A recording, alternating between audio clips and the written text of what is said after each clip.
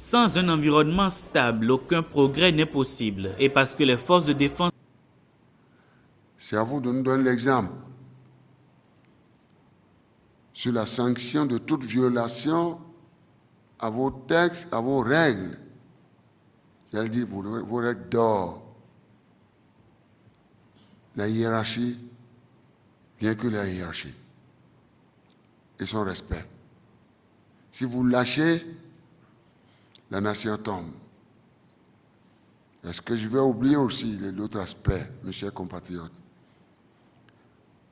Et la question de la meilleure gouvernance, où que vous soyez, républicain que vous êtes, soyez totalement impartiaux. Où que vous soyez, renforcez cet esprit qu'on vous reconnaît. C'est si important. Je pense, dans de pareilles circonstances, mon rôle, c'est de vous rassurer, pour vous dire que la République ne va pas vous oublier. Je sais ce qui est dans votre cœur, comment vous souffrez. Je le sais bien. Nous sommes en train de prendre la disposition pour y remédier. C'est pour tenir compte du rôle que vous jouez au sein de notre nation, que j'ai demandé depuis un certain temps que par an, quelles que soient nos difficultés financières, que nous puissions recruter 1000 gendarmes par an et 1000 policiers par an.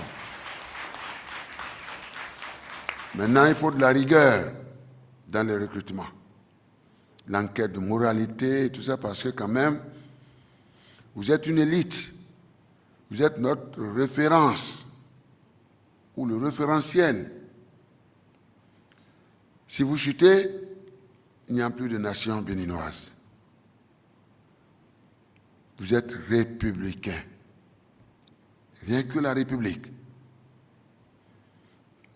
Après, vous êtes partout. Donc, à l'occasion des recrutements, il faut encore plus de rigueur. Plus de rigueur. En y voyant toute la République. Plus de rigueur. C'est important, mes chers compatriotes. Pour une nation paisible, stable et démocratique.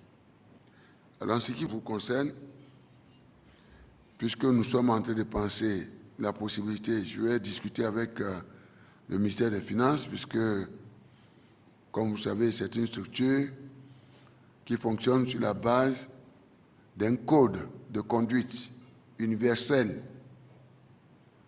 pour voir comment, dans le cadre, disons, de votre autonomie, pour vous permettre de gérer votre autonomie, que le directeur général soit l'ordonnateur direct de votre budget.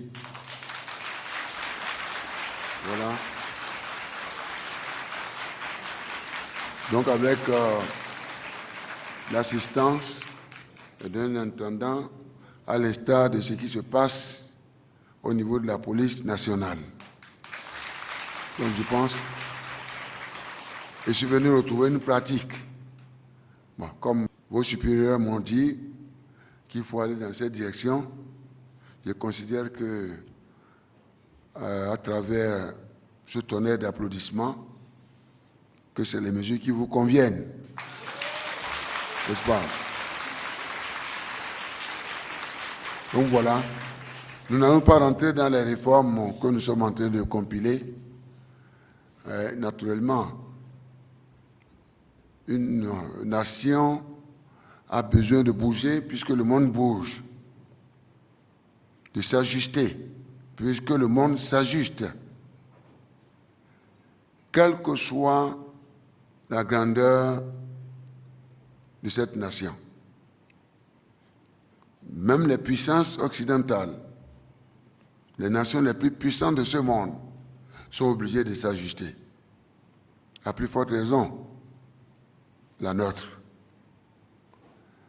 À plus forte raison, des structures les plus importantes qui font tourner notre nation, notre République et nos institutions, comme la vôtre. N'ayez pas le sentiment que le président de la République vous a oublié. Pas du tout. C'est parce que nous avons beaucoup de priorités. Vous êtes une priorité, ça c'est vrai. Le préalable d'ailleurs levé. Si on n'a pas la sécurité, qu'est-ce qu'on peut faire? Rien du tout. Lorsqu'on parle de la marche vers la prospérité, on doit passer par vous d'abord, la sécurité. J'ai parlé aussi de la justice. C'est les préalables à lever. Si vos deux institutions-là, les deux institutions ne fonctionnent pas, il n'y a plus de nation. Il n'y en a plus. Grand Dieu, grand roi, je le remercie infiniment. Et touche votre cœur, vous continuez de travailler avec les moyens de bord. Mais je sais qu'il y a une limite. Je suis en train d'ouvrir un nouveau chapitre pour accompagner celui de notre République. Ceci est important. Donc voilà ce que je tenais à vous dire. Et vous dire que, avec le temps, d'ici là, nous verrons comment nous allons encore vous renforcer, comment nous allons saluer votre disponibilité. Si vous avez compris, le 1er août dernier, le message que j'ai lancé, est-ce que vous voyez?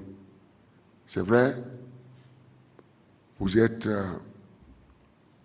intégré à l'armée de par votre formation. Nous allons continuer comme ça. Nous avons de grandes réformes à faire à l'instar de grandes nations. D'ici là, nous allons faire part de ce que nous pensons et nous allons demander votre avis. Déjà, vous avez depuis longtemps vos statuts, je crois. Nous avons levé les problèmes du côté des paramilitaires. Et là aussi, on entend parler de généraux là-bas aussi. Je pense que ce n'est que justice faite. Est-ce que vous voyez?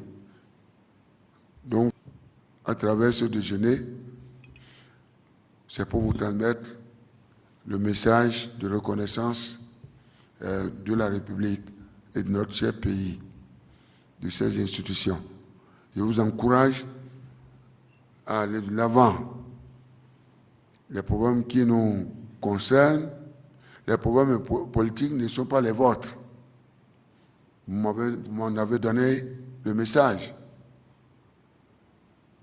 Depuis 1990, vous avez décidé de rentrer dans vos casernes et vous avez respecté cela.